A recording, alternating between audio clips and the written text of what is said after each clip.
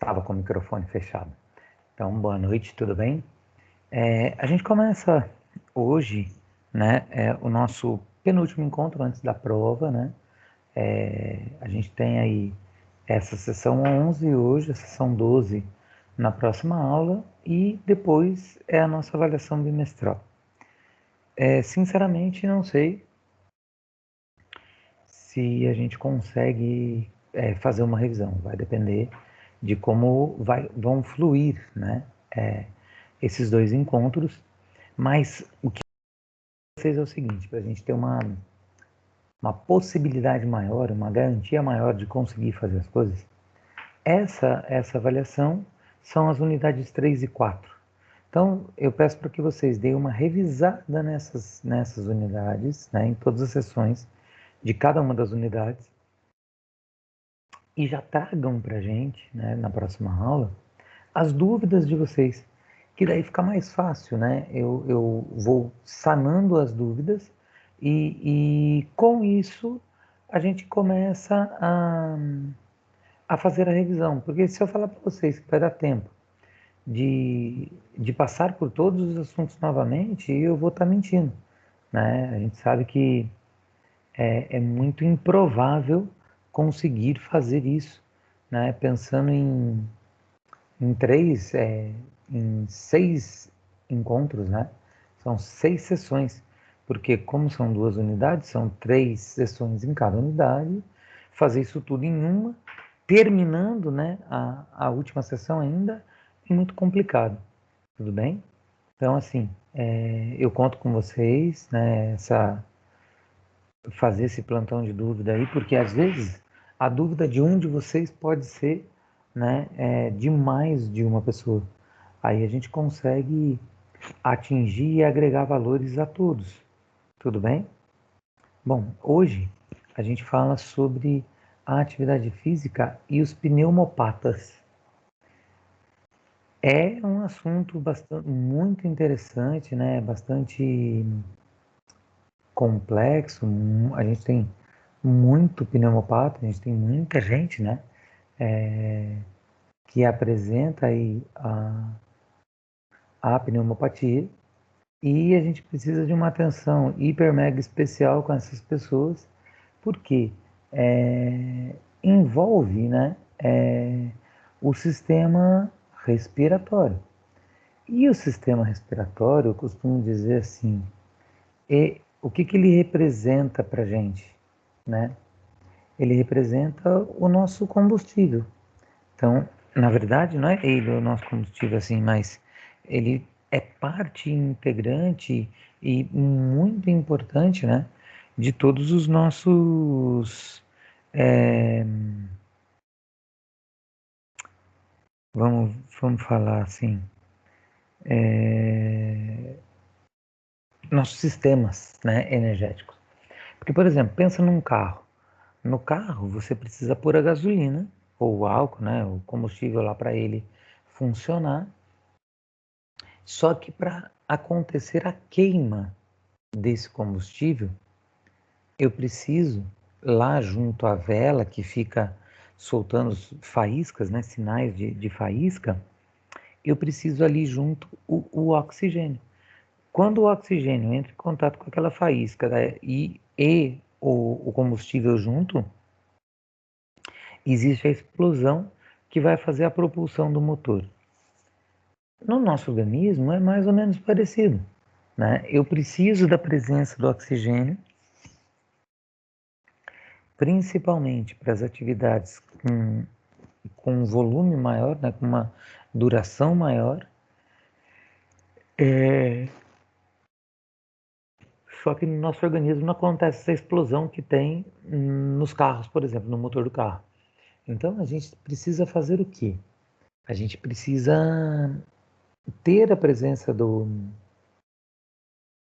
oxigênio para que ele possa ser transportado através do sangue até as células periféricas, né? E o sangue leva, além do oxigênio, os nutrientes que a gente consome, que seriam os nossos combustíveis, e lá dentro da célula vai acontecer essa transformação para que tanto o oxigênio como os nutrientes sejam absorvidos, utilizados de forma adequada, satisfatória, correta, para que seja possível a gente ter energia,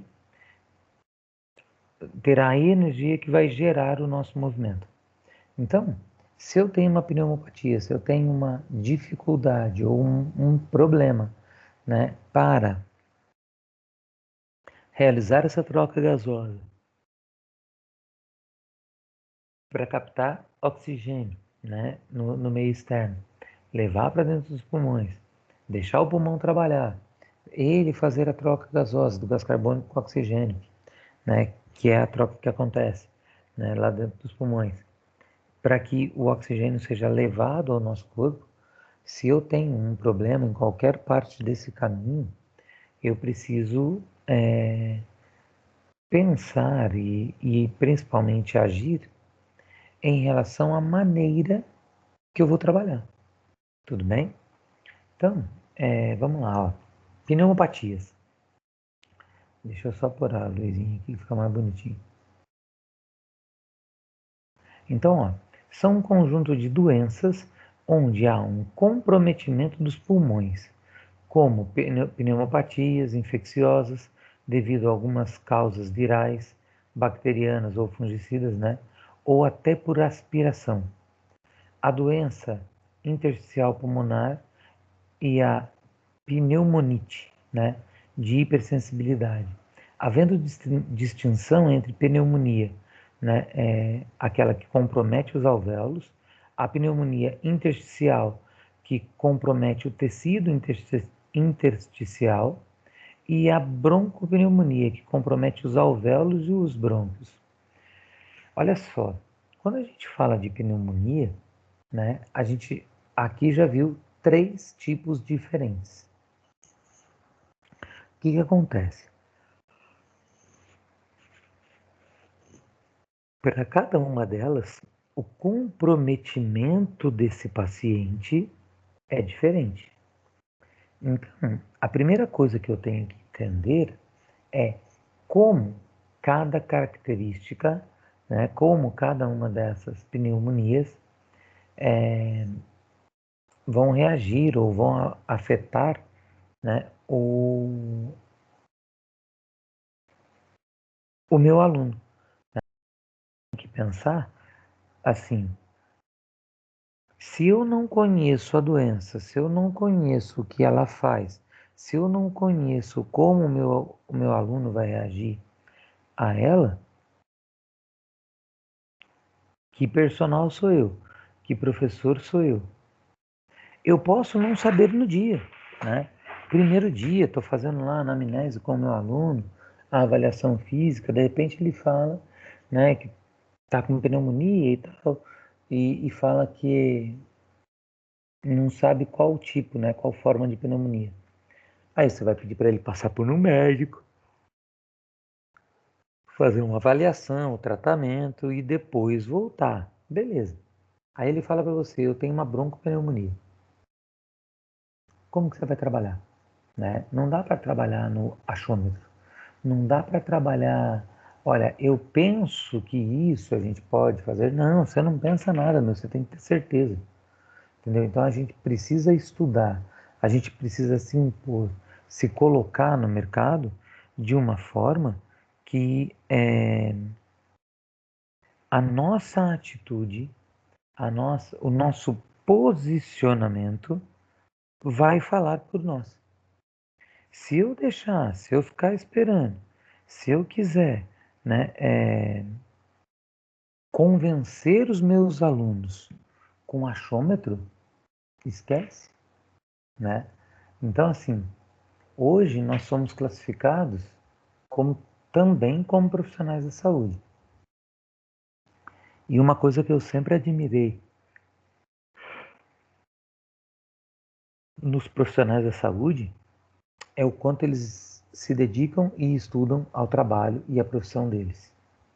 Infelizmente, não vejo isso em muitos profissionais de educação física. E não é um ou outro, não, em muitos profissionais já formados e alunos e estudantes. Galera, assim, se eu pretendo trabalhar com grupos especiais e eu não entender, né, todo o processo, por exemplo, de uma pós-graduação direcionada a esse público, de repente um mestrado direcionado a esse público e depois um doutorado direcionado a esse público. Se eu não entendo a complexidade, se eu não percebo a diversidade dos fatos, né, eu preciso avaliar, né, a forma como eu estou vendo as coisas. Porque, por exemplo, eu vejo, né, pessoas que eu conheço estudando muito, não para de estudar, se atualiza e tal, e às vezes não nem fazendo isso consegue uma colocação no mercado. Então, se a gente pretende se projetar no mercado de trabalho, a primeira coisa que você precisa fazer é pensar em qual nicho, né? Em qual grupo, em qual tipo de aluno você quer focar o seu trabalho.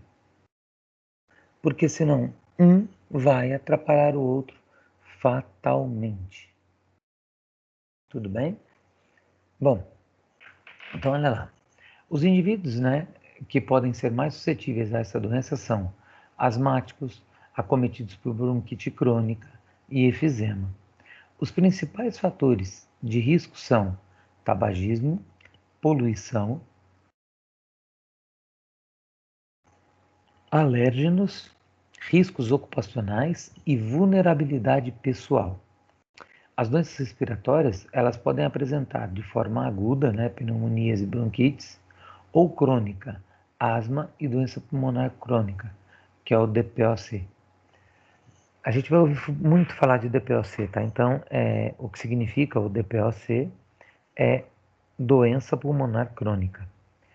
Então, essas doenças pulmonares, né, intersticiais, conhecidas como doenças pulmonares parenquimatosas, é muito difícil essas palavrinhas, né?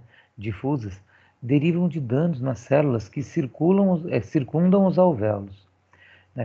Que são como se fossem saquinhos de ar, levando à inflamação alargada e à formação de cicatrização fibrótica nos pulmões.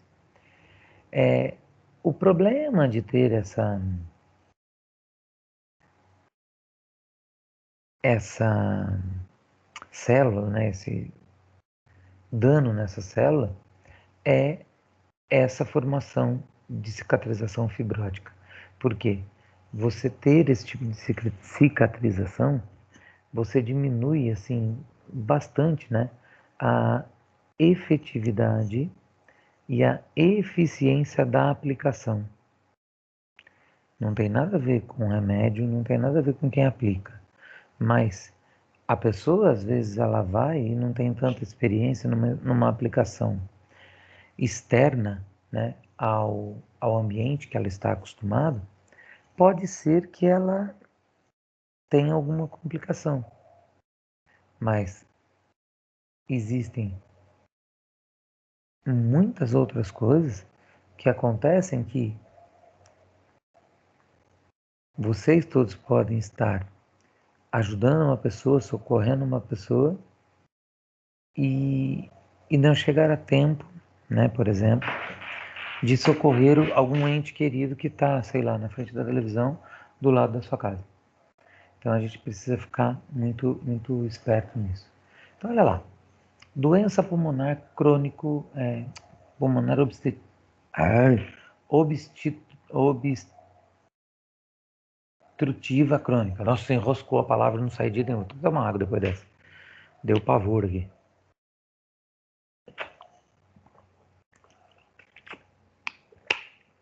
Essa doença, ela é possível de ser prevenida e tratada, né, que é o DPOC, com alguns efeitos extrapulmonares significantes, e pode contribuir para uma gravidade individualmente.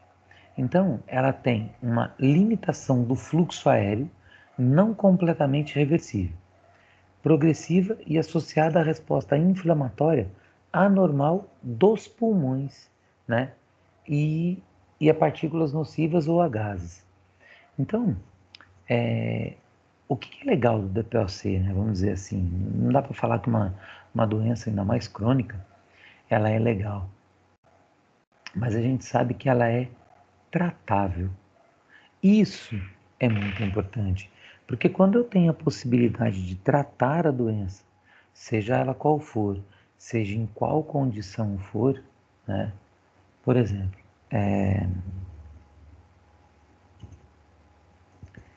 eu tenho pacientes hoje, lá no meu estudo de mestrado, todos com DPOC, todos, todos. Porque a gente trabalha, a linha de trabalho do meu orientador é sistema respiratório. Então, ele é o cara que sabe tudo de todos os sistemas de doenças, de tudo que você possa imaginar, né? Então, assim, se eu não perceber, né, o que está realmente acontecendo, eu preciso, né, pedir ajuda. E é claro que eu vou pedir ajuda para o meu orientador. Só que ele está passando por uma fase nesse momento que, como eu posso dizer, de reformulação em todos os projetos. Então, ele está sem tempo, eu estou sem tempo e sem projeto, né? Mas a gente faz algumas coisinhas, a gente estuda um pouquinho em relação a isso. Então, olha só, a DPOC é uma das principais causas de morbidade e mortalidade no mundo, né? Atribuindo substancial, o atributo substancial, né, sobrecarga econômica sobre o indivíduo portador da doença e o sistema de saúde, né, que muitas vezes não consegue fornecer o, os,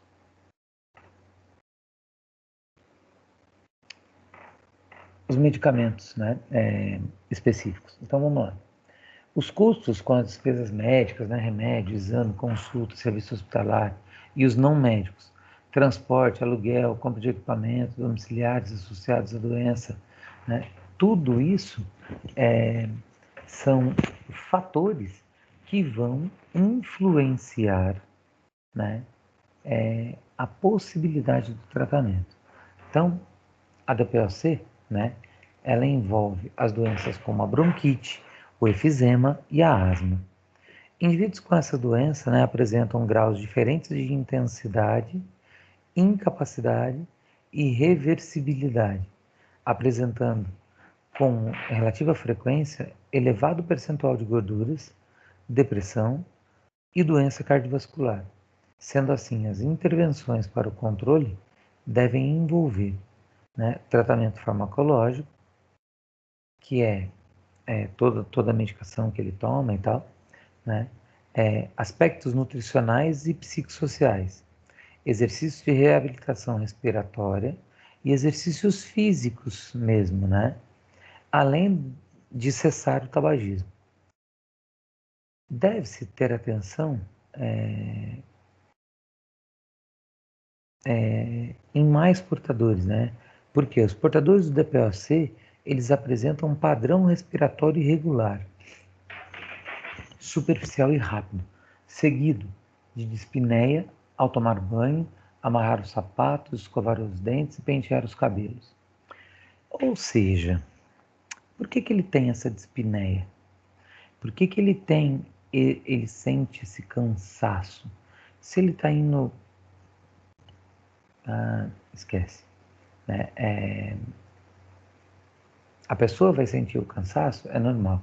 Mas se você pensar assim, por que ela sente tanto cansaço se o trabalho que ela fez, né, um exercício, um movimento, seja lá o que for, foi muito curto, foi muito pequeno? Por quê? Porque já existe uma defasagem, né, um débito de oxigênio aí por causa da característica da respiração, né, curta, rápida, né? Então, a absorção aí do, do oxigênio já está prejudicada. Então, vamos começar a falar das doenças, né? Renite é uma inflamação aguda ou crônica, né? Infecciosa, alérgica ou irritável, ou irritativa da mucosa nasal. Em casos agudos, a maioria das vezes, são causados por vírus, quanto aos casos crônicos, né, ou recidivantes, são comumente determinados pela rinite alérgica, o que ocorre pela exposição de alergenos. Então eu tenho, olha lá, a rinite crônica, aguda ou crônica, né? E uma delas que a gente vê, né,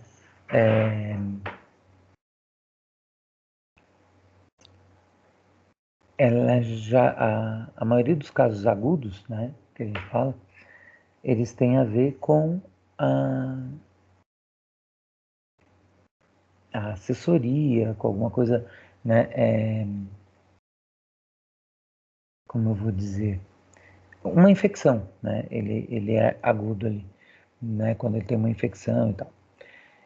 Agora, se eu vou trabalhar com esse paciente, com esse aluno, e eu sei disso, como será que eu tenho que trabalhar, né?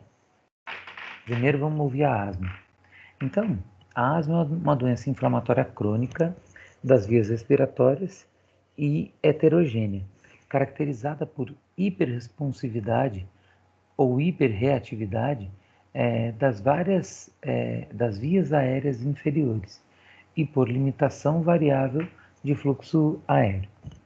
É uma condição multifatorial determinada pela interação de fatores genéticos e ambientais.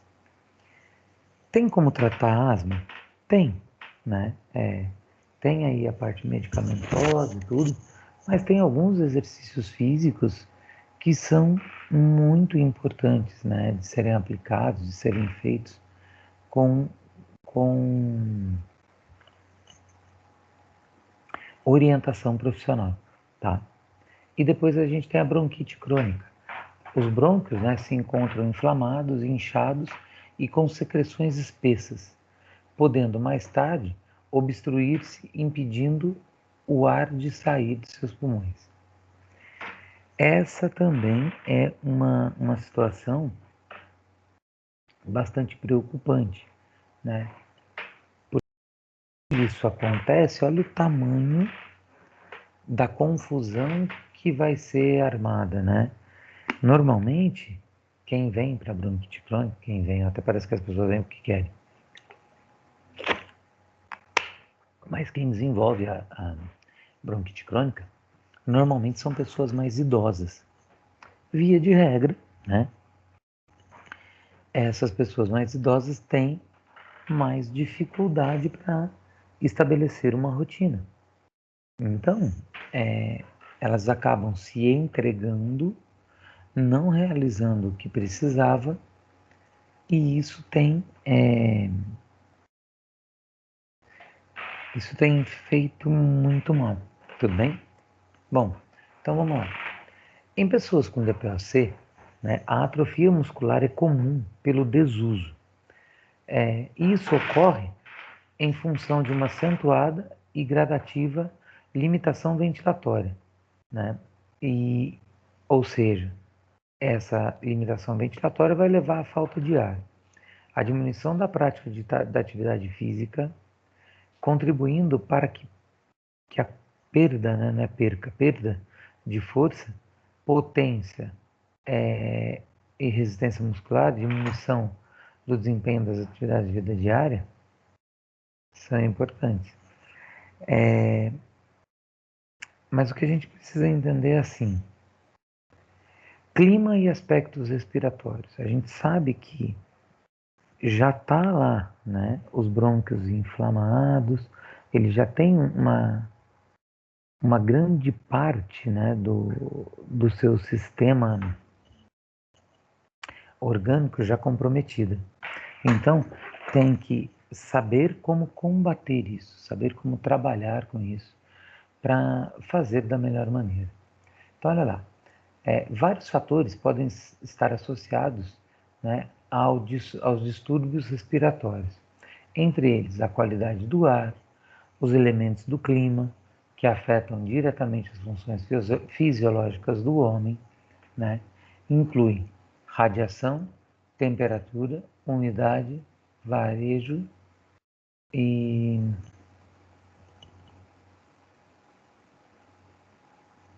eu acho que é só, né? Então, o que a gente precisa entender é assim, eu tenho esses fatores, né, externos, né, a pessoa vão influenciar.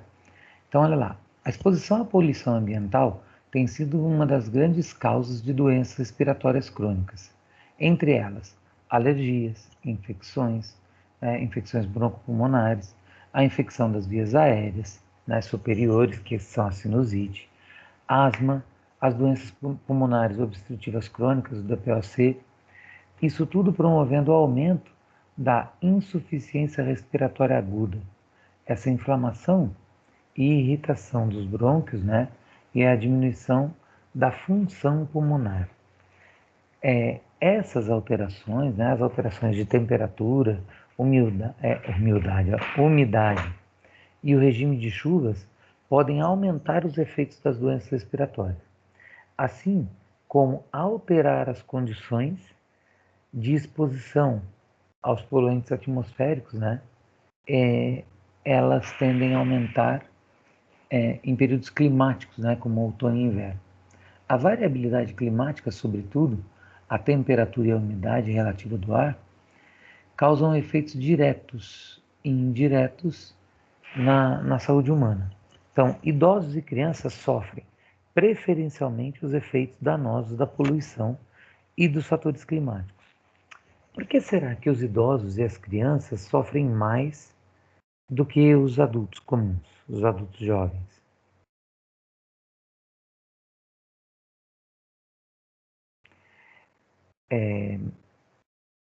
Eles têm mais risco, eles adoecem mais, exatamente pela situação, né, em que vivem. Um idoso, a gente sabe que já iniciou o processo da decadência, né?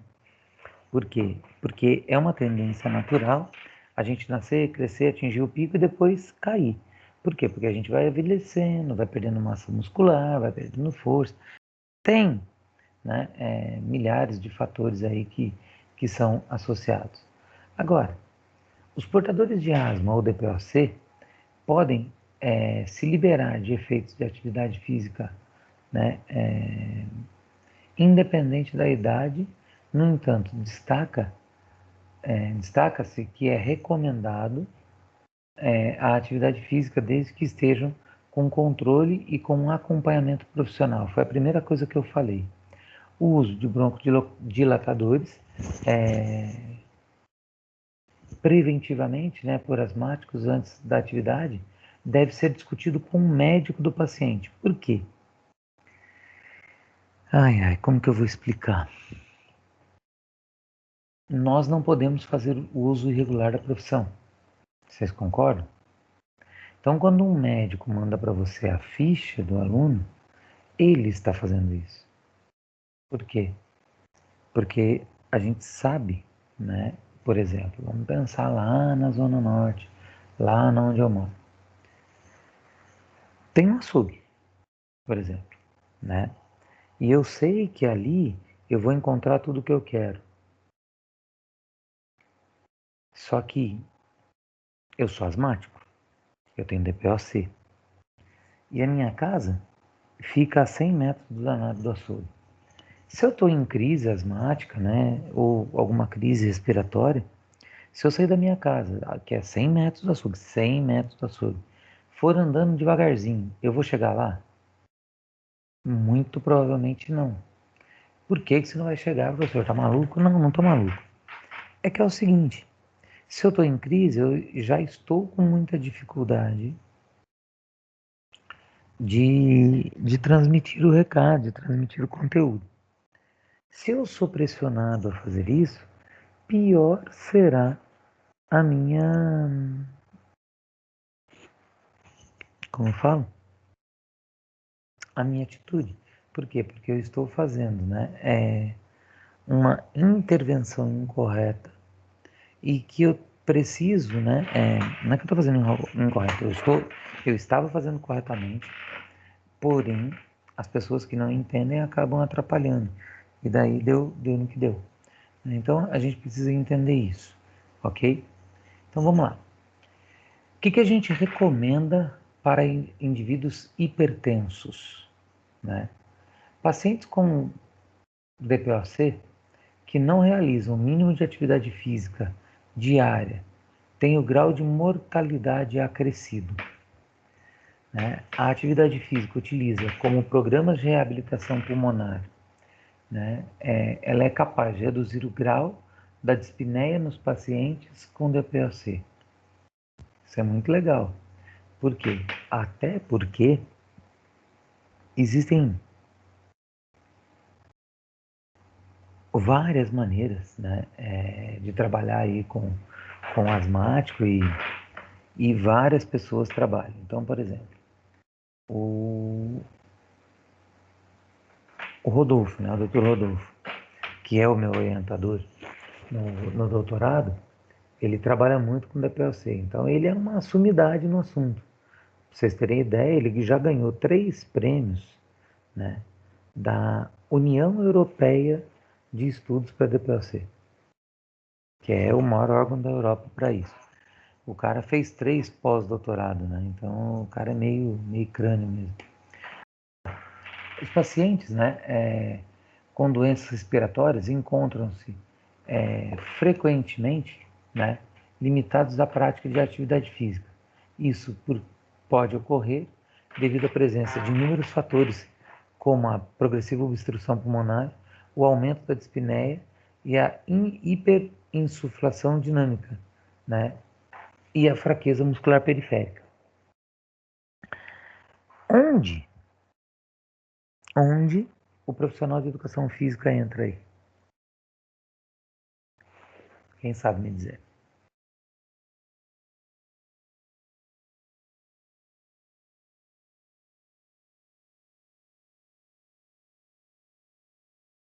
Galera, ele entra nessa inatividade muscular. Ele entra no aumento, né, na dinâmica para perceber o melhor funcionamento dos músculos. Tá? Depois, o desequilíbrio entre a oferta e a demanda de oxigênio determinam a redução do metabolismo aeróbio, né, muscular. Consequentemente, a perda de resistência, né, e de força muscular vai acontecer. Então, às vezes as pessoas se preocupam muito com alguns fatores que, tá, tudo bem, tem relevância e tal, a gente precisa pensar, mas tem coisas muito mais importantes, né, de se estudar, de se atualizar, e a pessoa deixa isso de lado, não se preocupa com isso. Isso é muito ruim. Por quê? Porque a ciência ela está se desenvolvendo constantemente, né? Todos os dias, se a gente for ver, existem produções científicas sendo publicadas, né?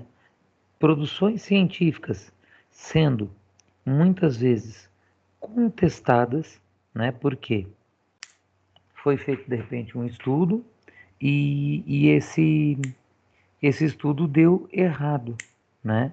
Ele não é que deu errado, ele deu certo. O cara fez um artigo, publicou, mas depois, ao fazer uma revisão, ou o próprio autor, ou um outro autor, né, percebeu, por exemplo, falhas, erros na, na execução dessa tese, né, dessa dissertação e tal. E daí ele faz uma contestação. Por quê? Porque isso é o que move a ciência, né? Todas as dúvidas que nós apresentamos, que nós temos e que nós mesmos ou alguém vai buscar, né, o conhecimento necessário para solucionar esse problema. Então, a ciência, ela busca sempre soluções. Mas o que envolve a ciência? O que empolga? O que faz ela andar? O que faz ela se desenvolver? As perguntas, né? As dúvidas. Então, a gente começa a entender exatamente isso. Aí vamos lá. Quanto maior for a gravidade da doença, maior a limitação para a prática de atividade física do cotidiano e maior o risco de morbidade e mortalidade. Sendo assim, a prática de exercício físico torna-se essencial devido a todos os seus benefícios. Mas olha bem, eu tenho que escolher um profissional que vá saber, né, na verdade, o que ele tem que fazer, como ele vai desenvolver o trabalho dele.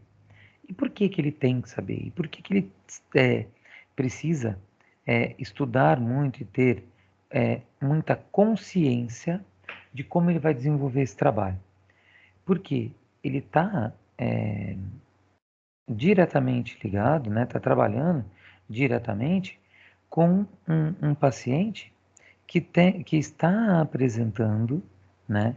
Que apresenta de uma forma, como eu vou dizer, meu Deus, bastante importante, né? Uma diminuição desse volume de oxigênio. Isso pode prejudicar bastante. Então, olha lá, elaborar o programa de atividade física para as pessoas com doenças respiratórias crônicas. Este deve incluir exercícios aeróbicos, flexibilidade e força para melhoria do condicionamento físico de modo geral, além de exercícios respiratórios específicos para melhoria da eficiência dos músculos respiratórios. Então, nesse caso, eu vi uma postagem hoje no Instagram e eu esqueci de salvar. Olha aqui, que eu achei muito legal, muito interessante. Fisioterapeutas e educadores físicos, né? Profissionais educadores físicos, não, Luiz, pelo amor de Deus, é errado. Fisioterapeutas e profissionais de educação física, quando trabalham juntos, né? Quando estão unidos no trabalho, fazem toda a diferença para o mundo. Galera, as nossas áreas, né, infelizmente, elas parece que elas querem concorrer. E seria tão bom se elas entendessem, né, se todos entendessem. Eu falar que não entende é errado, é mentira, porque a gente tem fisioterapeutas na sala e eles interagem, falam e tal, deram aí os depoimentos, né, das clínicas onde trabalham, que tem lá o fisioterapeuta e tem o profissional de educação física, né, que trabalham juntos e tal, e tem essa interatividade, então eu não posso falar que são todos assim. Mas infelizmente existem alguns que, que preconizam esse desentendimento, e isso seria tão ruim, né? Não é o ideal fazer isso, mas vamos lá. Então, quando a gente vai pensar nos exercícios que são direcionados para a DPOC, a primeira coisa então, são os exercícios aeróbios. Então, ele melhora a densidade mitocondrial, o limiar anaeróbico e o VO2 máximo. O exercício isolado de membros superiores proporciona elevada ventilação para uma determinada quantidade de potência, podendo aumentar a dispneia e a intolerância ao esforço. Então a gente tem que prestar atenção nisso, né? Treinamento de resistência. O objetivo do programa de exercício de resistência é aumentar o número máximo de repetições, melhorar o trabalho isocinético e ter ganho de massa magra. Então, eu preciso ter programas específicos direcionados a públicos específicos, porque senão, sabe aquele negócio do cair na mesmice? É isso. Quando eu trabalho com um grupo específico, quando eu busco esse conhecimento específico, é muito melhor, né? É muito mais salutar. Bom, vamos lá.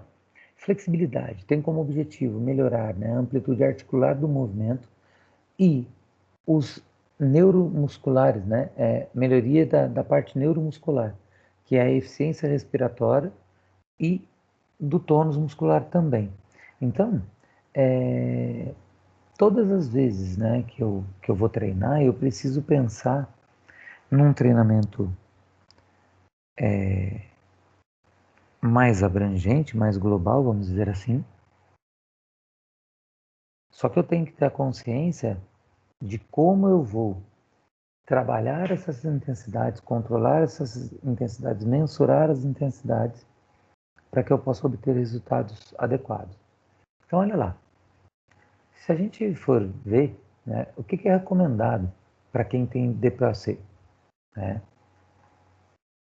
Exercício aeróbico de 3 a 5 vezes por semana, intensidade de moderada a vigorosa, então de 50% a 80%, né, do pico, né, de taxa de trabalho, verificado em teste de esteira ergométrica, né, em trabalho constante. De 4 a 6 na escala de Borg, né, que é aquela escala do esforço subjetivo. Então, se ele está abaixo de 4, dá para dar uma melhoradinha, e se está acima de 6, né, eu já tenho que ficar mais atento. Num tempo de 20 a 60 minutos. Então, que tipo de trabalho aeróbico? Caminhada, ciclismo, né? Seja na bicicleta ergométrica, ou seja de forma estacionária, né? Eu tenho que pensar o seguinte: eu não vou sair para a rua para caminhar ou pedalar. Eu estou pensando no ambiente de uma academia. Então, o cara vai correr ou pedalar. Ah, tá tudo ocupado, mas tem um elíptico ali. Ele pode fazer o elíptico que simula. A ideia é acionar, né, o sistema, né, respiratório, a parte aeróbica. Tudo bem? Então, a gente fala o seguinte, ó. O estudo realizado no Brasil mostrou que pacientes portadores da POC são os menos ativos em suas atividades físicas de vida diária, comparado a idosos saudáveis. Estes passaram a maior parte do tempo deitados ou sentados, além de sua caminhada ter intensidade de movimento menor. Então, a gente vê que as pessoas que têm o DPOC, elas têm bastante dificuldade, então a gente precisa dar um jeito de ajudar. Então, esses, né, resultados, eles podem ser atribuídos ao estilo de vida sedentário adotado por esses pacientes, né, em consequência de alterações sistêmicas da doença, embora recentemente também tenha levado à hipótese contrária, ou seja, a inatividade pode ser a precursora das alterações sistêmicas e não a sua consequência, tá? Mesmo se mostrando inativos fisicamente em relação a idosos saudáveis, os pacientes de DPOC no Brasil foram mais ativos do que pacientes na Europa, pareados em outros estudos. Então, a gente tem ainda, né, uma certa vantagem, mas esses dados são extremamente alarmantes. A gente precisa ficar muito ligado, muito antenado, para que a gente não cometa erros grotescos, tá? Como que a gente treina a resistência, né? Esse treinamento resistido, com peso e tudo mais. A gente vai fazer também de 2 a 3 vezes por semana. Lembra que já fez bem mais, né? Anteriormente, ó, de 3 a 5 vezes, agora tem de 2 a 3. Professor, mas a semana só tem 7. O cara já está fazendo 5 aqui, tem que fazer 3 aqui, deu 8. A semana dele é maior do que a nossa? Não.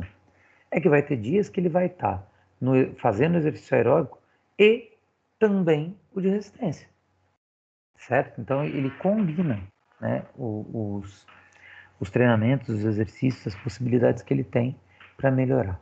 Então olha lá, a frequência então, de 2 a 3 vezes por semana, a intensidade de força de 60 a 70% de uma repetição máxima. Indivíduos iniciantes, né, ou maior ou igual a 80% dos indivíduos treinados, né, Então, o que eu tenho que entender? Eu só faço, não eu só faço. O autor aqui põe o seguinte, que para os indivíduos iniciantes, as pessoas que estão começando a treinar, você vai trabalhar com 60% a 70% da sua carga máxima. Para quem já é treinado, 80%, né? Para os que estão fazendo, pensando no trabalho de resistência e não no trabalho de força, ele vai fazer com 50%. Ele faz mais leve para conseguir fazer um volume maior. Então a força vai fazer de 2 a 4 séries de 8 a 12 repetições, a resistência de 1 a 2 séries de 15 a 20 repetições. Vamos lá. Como que se faz o teste de uma RM, né?